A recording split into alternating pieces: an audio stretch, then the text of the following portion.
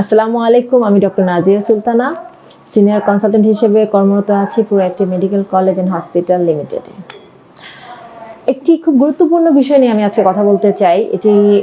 বিষয়টি নিয়ে আমি অনেকদিন ভেবেছি, এই বিষয়টি নিয়ে আমি বলবো, কারণ এটি এখন খুব কমন একটি প্রবলেম হয়ে দাঁড়িয়েছে। একটি মা যখন গর্ভবতী হয় তখন সেই মাকে সবাই খুব যত্ন করে, মাকে খাওয়া দাওয়া করায়, কারণ তার গর্ভে একটি সন্তান আছে।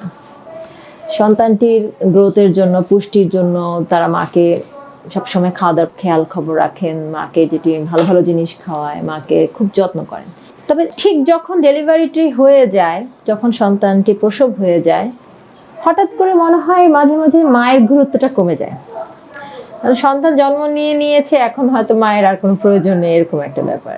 কিন্তু একটা জিনিস আমরা ভুলে যাই যে সন্তানটিকে তো 6 মাস মায়ের বুকের দুধ খাওয়াতে হবে, এবং একটি মা একটি সন্তানের জন্ম দিয়েছেন, তার শরীর থেকে সে একটি মানুষ সে আলাদা করেছেন, তো তার শরীরেও অনেক ডেফিসিয়েন্সি হয়, অনেক কিছুর অভাব হয়, তার শরীর থেকে অনেক কিছু নিয়ে সন্তানটি পৃথিবীতে আসে। তো এই দুটো ফ্যাক্টর আমরা ভুলে যাই।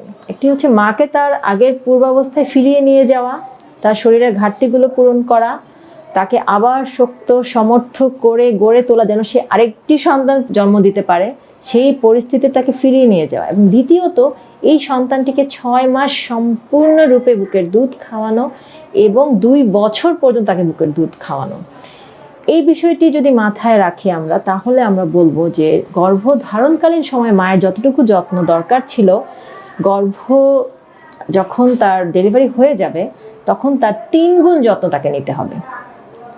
3 গুণ এই কারণে যে তার নিজের একটা যত্ন আছে, তার যে ঘাটতি হয়েছে সেটার জন্য তার একটা এক্সট্রা যত্ন, এবং সন্তানকে মানুষ করার জন্য তার আরেকটি যত্ন।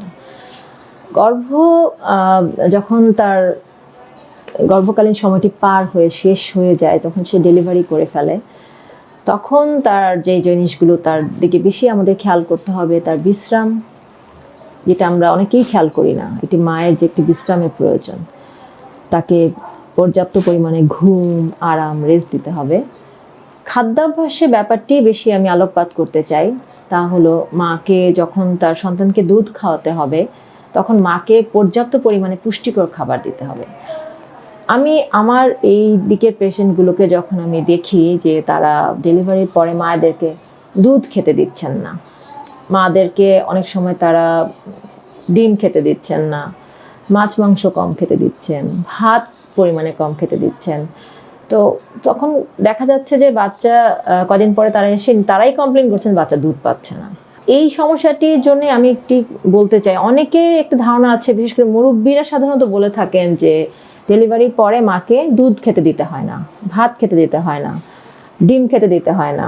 তো এই যে কিছু কুসংস্কার আমাদের সমাজে আছে, এগুলোর কারণে গর্ভবতী মায়েরা দেখা যাচ্ছে যে পুষ্টি থেকে তারা বিতাড়িত হচ্ছেন। তো খাদ্যাভ্যাসের ব্যাপারটি যেটি বলতে চাচ্ছি যে অনেকেই ডেলিভারির পরে মাকে দুধ, ডিম, মাছ মাংস, ভাত এগুলো কম খেতে দিচ্ছেন। এক্ষেত্রে তারা নিজেরাও জানে না তারা কত বড় ক্ষতি করছেন। তারাই কদিন পরে এসে বলছেন যে বাচ্চা দুধ পাচ্ছে না। মা এসে কমপ্লেন করছে যে সে মাথা ঘুরে পড়ে যাচ্ছে, সে শক্তি পাচ্ছে না, সে কোনোভাবেই দেখা যাচ্ছে নিজেকেই সে চালাতে পারছে না, সে বা সন্তানকে কিভাবে পালবে। তো তাদের জন্য একটি ইম্পর্টেন্ট কথা আমি বলতে চাই, মাকে খাওয়া দাওয়া নিয়ে কোনো রকম বাধা দেবেন না। যদি না মায়ের ডায়াবেটিস থাকে, মায়ের হাই প্রেশার থাকে, সেক্ষেত্রে অবশ্যই ডায়াবেটিস মায়েদের আমরাই বলে দিব যে কি কি খেতে পারবে না, এবং যাদের হাই প্রেশার আছে তারা কি কি খাবেন এবং কি কি খাবেন না। ডক্টর যেগুলো বলবেন বা নিষেধ করবেন সেগুলো বাদে মাকে কোনো খাবার নিয়ে কোনো রকম বাধা দেওয়া যাবে না। এবং অবশ্যই একজন মায়ের দুধ তৈরি করার জন্য লাগবে ক্যালসিয়ামের কোনো বিকল্প নেই। সুতরাং দুধে আছে ক্যালসিয়াম সবচেয়ে বেশি, মাকে অবশ্যই দুধ খেতে দিতে হবে।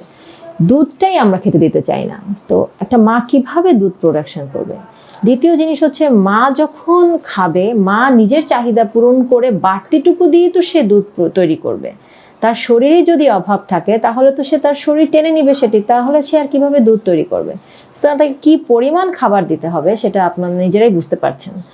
আর পুষ্টিকর খাবার এই কারণে দিতে হবে, একটা মা যখন সন্তানকে প্রসব করে তার শরীর থেকে অনেক আয়রন চলে যায়, আয়রনের অনেক অভাব হয়ে যায়, যেটা পূরণ হতে 2 বছর সময় লাগে। সুতরাং মাকে আয়রন সমৃদ্ধ খাবার দিতে হবে, ভিটামিনস দিতে হবে, প্রোটিন জাতীয় খাবার দিতে হবে। তার যার সিজার হচ্ছে তার ক্ষতস্থান পূরণ করার জন্য লাগবে প্রোটিন, মাছ, মাংস, ডিম, এগুলো তার অবশ্যই লাগবে। সুতরাং মাকে ঠিক মতো খেতে দিন, কোনো খাবারে তাকে বাধা দেবেন না, বরং তাকে পুষ্টিকর খাবারগুলো বেশি দিন। আর দুধ পাচ্ছে না বাচ্চারা, এই প্রবলেমটি শুধুমাত্র মা ঠিক মতো খাচ্ছে না, অথবা বাচ্চা হয়তো ঠিক মতো টানতে পারছে না। এই দুটো সিনক্রোনাইজ হলেই বাচ্চা দুধ পাবে। এবং মার খাদ্যাভ্যাসটি আপনারা দয়া করে একটু মেনটেন করুন, দেখবেন ইনশাআল্লাহ মাও সুস্থ থাকবে এবং সন্তানও দুধ পাবে।